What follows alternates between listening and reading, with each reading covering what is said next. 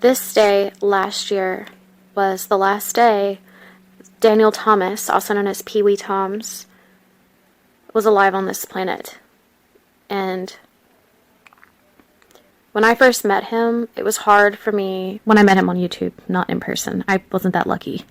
When I first came across him on YouTube, it was hard for me to believe that he even had cancer. Like, I don't want to say that I accused him of not having cancer, but I really had to see that he indeed have it. Like, he indeed did have it for me to accept that, because he was so strong. He was so full of life. He was so positive. And I mean, I can remember him filming videos showing his tumors like bursting through his skin, just growing all over him. I remember him making a comparison to feeling like Will from Stranger Things, which I don't know if you watched that, but he's the kid who has this like other being, this other life force that like tries to take over his body. It's like demonic. And yeah, but through all that, Daniel was like so uplifting for other people. Like, he was always not wanting to upset people. Like, even when he would tell all of us like the bad news, it was like he was more concerned with us being upset than his own situation. Like, he didn't want to use his cane when he was advised to use his cane, because that's how he was. He was very strong-willed, and just when I am feeling sick, in pain, upset, anything like that, he comes into my mind and I'm instantly humbled. And I think of how instead of trying to resist all the pain he was going through, he learned to live with it. You know, like, not deal with it, not cope with it, but to actually like pull the pain up along with himself and just carry it along with him, like almost like made it take a back seat. But it's like it was still there in the back seat. He wasn't trying to throw it out of the car. And because of his approach to his declining health, it's almost like he was never sick. And I know that's ridiculous to say because he was in immense pain. I mean, I remember when his wife was talking about him falling out of the vehicle at one point. But I mean, he was never sick in the sense that he didn't allow his declining health to define him as a person. Like, he did not succumb to his declining health. And that's what I am constantly reminded of in my head. And same for Claire Wineland, who on September 2nd passed away last year. And so her death was also the anniversary of her death was also very recent. And that girl, I have to say, they say perfection does not exist. But I feel like her mindset, her outlook, her heart, her intelligence is perfection personified. Like, she speaks like somebody who's lived 1,000 years.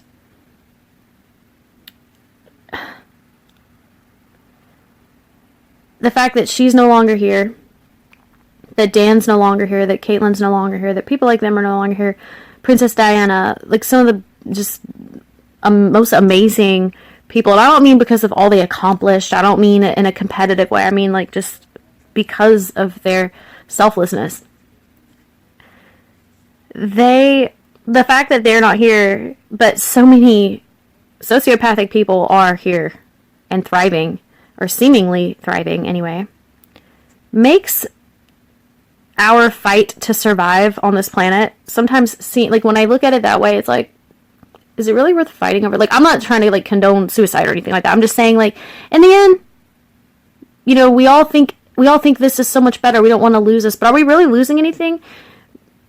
Who knows? Like, maybe it's all of what we love about this life and more. Because I sure know they deserve it. They deserve all that they loved in this life and more. they left their words that they've left and their examples that they've left on this planet are the best kind of legacy you could leave for people. Not money, not credentials, not inventions, although there are many inventions and scientific formulations and medicines that people have made, and that's amazing and I'm grateful. But what they've left cannot be duplicated. They can inspire people, but I think they are one of a kind. And yeah, they never leave my mind. So yeah, when I think of them, I don't think of their tragedy. I don't automatically think of their death. Although I do always, of course, think of their death. I think of Dan's last wave to the camera when he knew what he was facing in that moment. I think of Katelyn's final words. I think of Claire in the wheelchair, so happy, being rolled away to get her lung transplant. Little did she know that was going to be the last time, even though she thought it was going to be the beginning to a new life, like with a new lung. Of course I think of that, but that's not mostly what I think of when I think of them. What I think of when I think of them is the opposite. I think of the life that they lived. I think of the impact they made, and that is what when people say, like, what do you think is the meaning of life? Oh, you're agnostic, so what do you actually think is the meaning? I don't think there's like a meaning for each individual living creature on this planet in terms of like, a plan that a god or a goddess or something came up with. I think more of the meaning is to, I can't say like help one another, because helping is kind of like but no, even in all of life, bacteria, even good bacteria, plants, all living creatures, all of nature, while even nature is abusive. In the end, just because something might not have meaning in the end, after, doesn't mean that while it's alive, it doesn't have meaning. We as humans, our ego makes us put so much emphasis on the end, but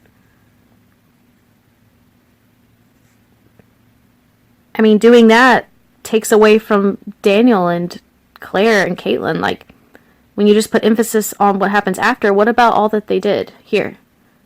That doesn't lose meaning just because there's something bigger after, that people want to believe that. So anyway, I wanted to remember them. I wanted to remember them. I can't believe it's been a year since Daniel died. I can't believe how many years it's been since Katelyn. Even with going as far back as Kaylee Anthony and Sandra Cantu, and like I first learned about the little girl that spoke for the dinosaur who got murdered by her schizophrenic dad, the dinosaur on Land Before Time. She also spoke for the little girl in All Dogs Go to Heaven. I learned about her tragic death when I was super young. Like when I first had a computer, I was Googling. Well, back then there wasn't Google. I was just searching stuff. And I left a comment years ago. And ever since then,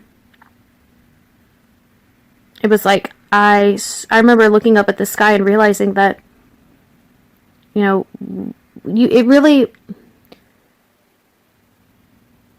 when you grieve for people you've never met who leave this planet, who touched you in some way, even if it was just them doing a voiceover for a cartoon, like that little girl, it does remind you that you are lucky to be alive. And not lucky because like you're just living the best life and you're so loved, because that's not always the case.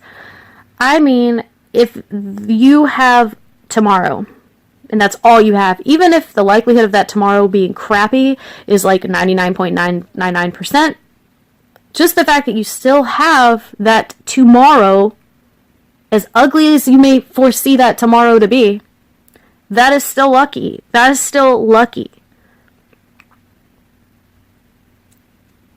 Of all the cells that don't even make it into a fetus, that don't even make it out of the womb, that don't even make it past 5 years old, and I know it's quality over quantity. It's not like, oh, well, it's not about how many years you live. It's about the quality of those years. And I do agree with that. But, again, there's always a chance for the quality to be improved. I mean, unless you're lined up and you're about to be murdered and there's no getting out of it. You know, like unfortunately, I can think of many people, even children, in that situation right now.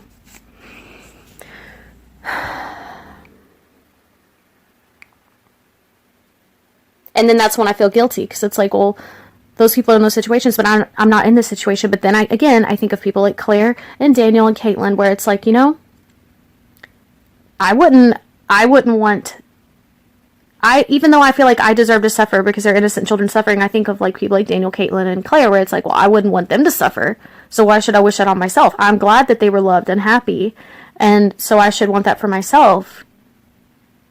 Am I making sense? This has been really run on and really long, but